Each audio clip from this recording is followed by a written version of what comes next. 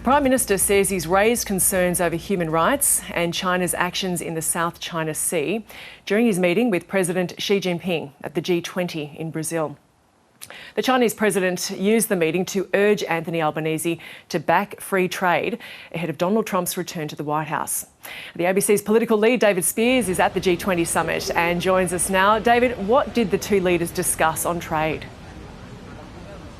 Yeah, this is an interesting one, Gemma, because we can't ignore the elephant in the room. That's Donald Trump coming to the White House in just 2 months' time after his election win, and his promise of sweeping tariffs, particularly aimed at China. 60% tariffs he has threatened. So it's in that context that Xi Jinping is here at the G20. He was at the APEC summit in Peru a few days ago on a charm offensive. He's been holding back-to-back meetings, holding court essentially, urging fellow leaders to back him now on free trade and pushing back at protectionism. Now, Anthony Albanese doesn't need any convincing on this. Australian Prime Ministers generally always do support free trade. We rely on free trade. The irony, of course, is that China is the one that's been punishing Australia in recent years with all those trade sanctions worth about $20 billion on barley, wine, coal, lobsters and so on. Most of those, nearly all of them, now have been removed. But it is notable now that it's Xi Jinping asking for Australia to join him in supporting free trade, pushing back at protectionism.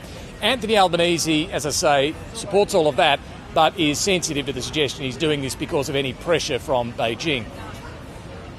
China will speak on behalf of China. My job is to speak on behalf of Australia.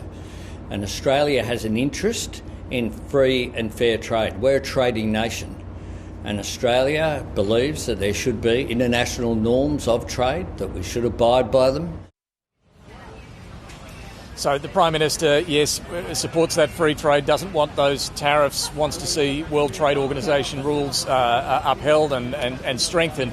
What we saw in the one-on-one meeting on trade, though, was clearly a very positive sign from Xi Jinping. He says we've now reached a turnaround after twists and turns in the relationship over the last 10 years. It obviously included those trade sanctions from China. He now wants to see trade and investment grow between the two countries and invited the Prime Minister back to visit China next year.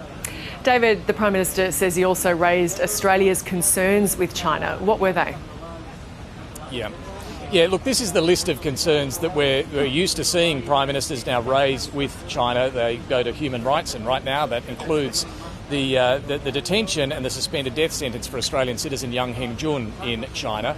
It includes concerns over what China's doing with its threatening behaviour towards Taiwan, its intimidation in the South China Sea over territorial claims there, cybersecurity as well, and the recent ICBM, International Intercontinental Ballistic Missile testing by China. So Anthony Albanese raised all of that, as well as China's support for Russia in its ongoing invasion in Ukraine. In response, well, no commitments, and doesn't sound like any sort of perceptible reaction from the Chinese president. He's used to these concerns being raised not just by Australia and no doubt listens to them politely, but doesn't mean he's going to change course. And what else has the PM been doing there?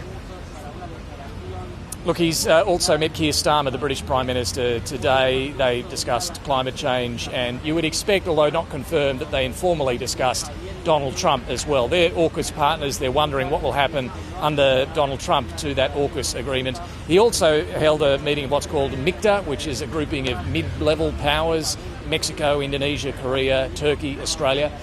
Tomorrow he meets Narendra Modi on the sidelines of the summit here, the Indian Prime Minister, before this G20 wraps up.